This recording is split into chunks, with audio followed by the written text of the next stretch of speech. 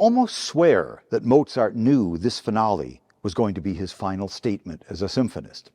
He composed his last 3 symphonies in a stunning burst of creative energy in the summer of 1788, and for what occasions is still not entirely clear. I think he might have been abducted by friendly aliens who just said, "Stay with us for 2 months and write beautiful music." Could be. Whatever happened, we have Mozart's symphonies number 39, 40, and 41, the absolute pinnacle of symphonic writing up until that time, maybe of all time.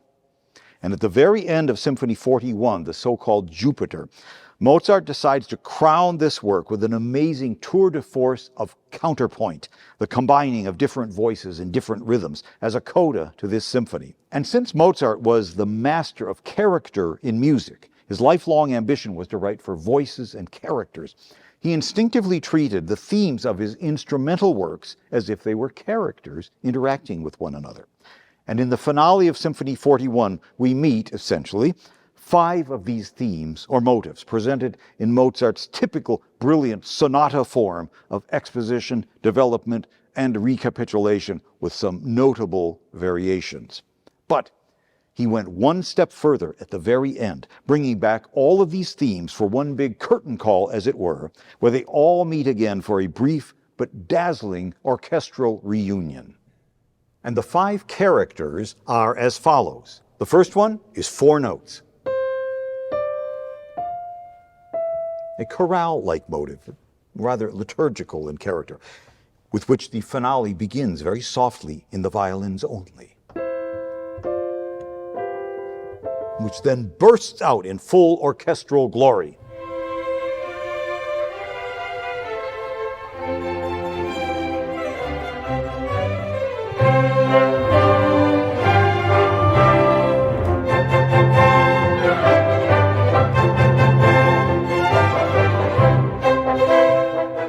The second of the 5 themes is this martial figure with a prominent rhythm, followed by a descending scale.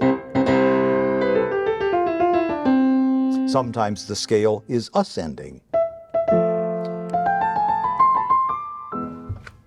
The third theme forms the secondary material of the finale in G major, the dominant key. It is this. And you see it also has a descending scale attached to it. But the first 3 notes of this theme are very important. Sometimes they're gentle, sometimes not.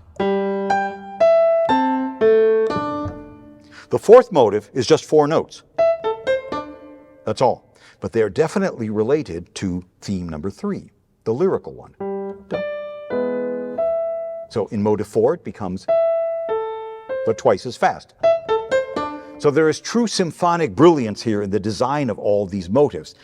They're all related to one another. It's like one big happy family, you might say. And the last of the 5 is a dashing ascending motive with a trill near the top. Also related to numbers 3 and 4 because they all feature 3 prominent beginning notes. Number 3 has, number 4 has, and now number 5 has. And spoiler, Mozart designed all 5 of these themes so that they can all be played together. Okay, and we get to know these 5 musical ideas very well since they are all the major thematic material of the finale. The music is very well known, it's easy to find, so I encourage you to listen to it in detail. But I do want to mention the central development section where Mozart's level of invention and tension, even conflict, produce some remarkable passages. There's a lengthy sequence where the second motive, the martial one, the dun, bursts out in the key of A minor. And that motive, ba-ba-ba, is played 4 times in very rapid succession. First, the brass, timpani, cello, and bass. Second, it's in the first violins. Then in the woodwinds and violas. And then the second violins. But these entrances all pile on to one another because they happen so quickly. Bum, bum, bum, bum, bum, bum, bum, bum, along with the descending scale. So we have this bum, bum, bum, da, dun, da, repeating in sequences. And the other amazing thing is that these sequences produce a very uneven phrase structure.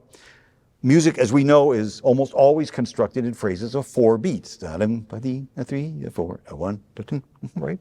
Yet here Mozart condenses this passage of dum, da, dum, da, dum, da, dum, into phrases of 3.5 beats, so that the first one each time always comes 1 beat earlier than you expect.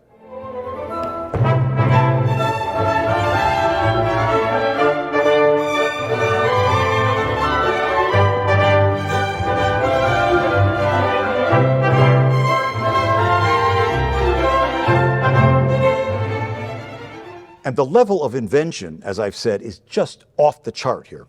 Now, amidst all of this turmoil, the opening 4-note motive, now in the minor key, just sort of peeks in sheepishly. It's just 3 woodwinds. But Mozart cuts it off. Its last note obliterates it with that figure again. Again, in an astounding series of irregular, unpredictable phrases. Now, you've heard this passage before, I am sure, but listen to it here carefully and revel in Mozart's glorious, meticulously constructed chaos.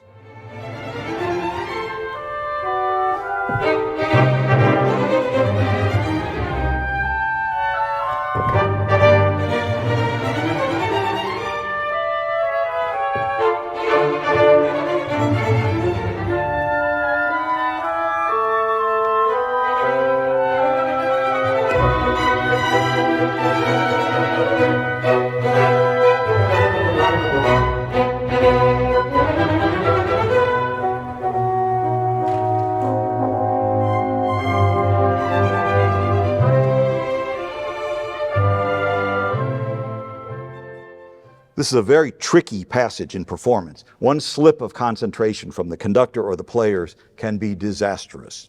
But did you hear Mozart, the amazing way that he used that little fanfare motive, ba, ba, ba, softly, to make the move back into C major? It was this. Da, da.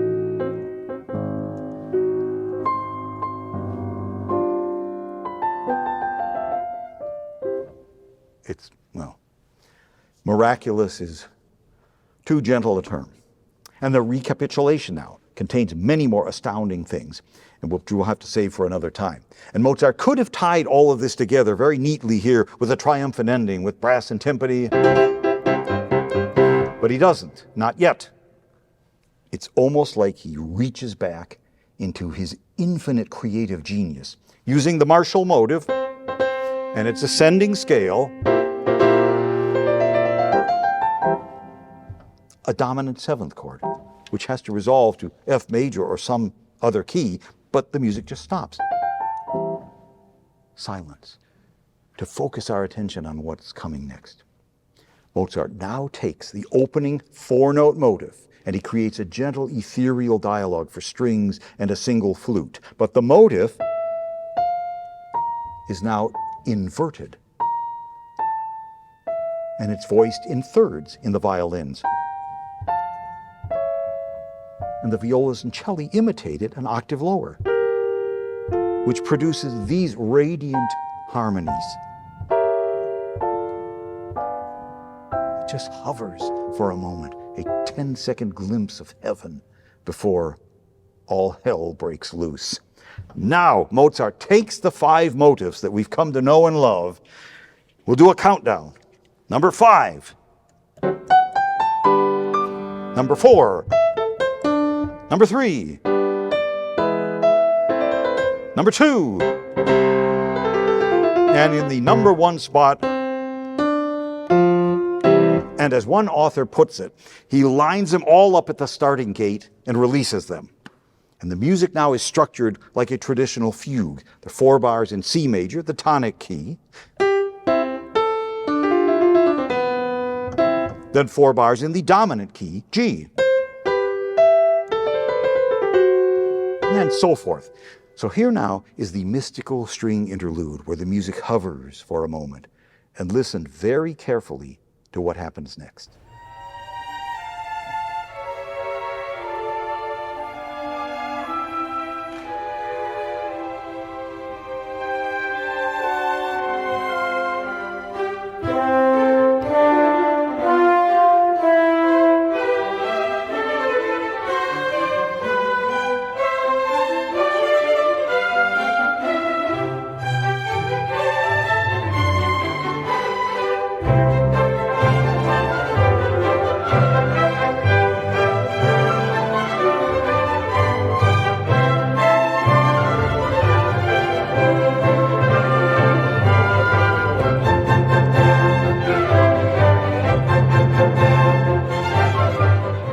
And you heard how it suddenly all lined up, this stunning riot of counterpoint, suddenly shifting into vertical order.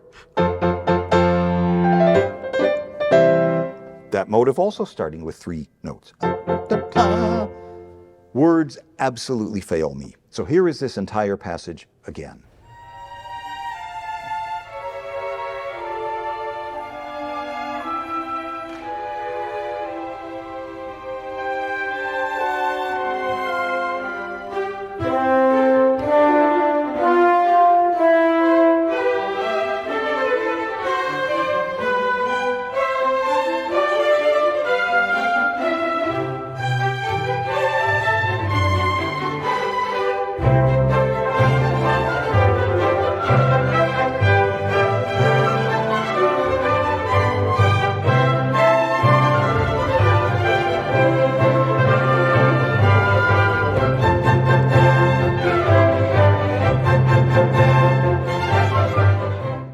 And the symphony now ends with full brass and timpani fanfares, which drive it through to its conclusion.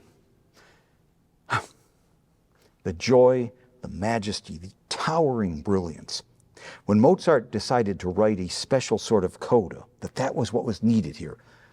Why not a virtuosic, flawlessly constructed celebration of the fine art of counterpoint, as perfectly designed and executed as only his great predecessor J.S. Bach could have produced? Why not?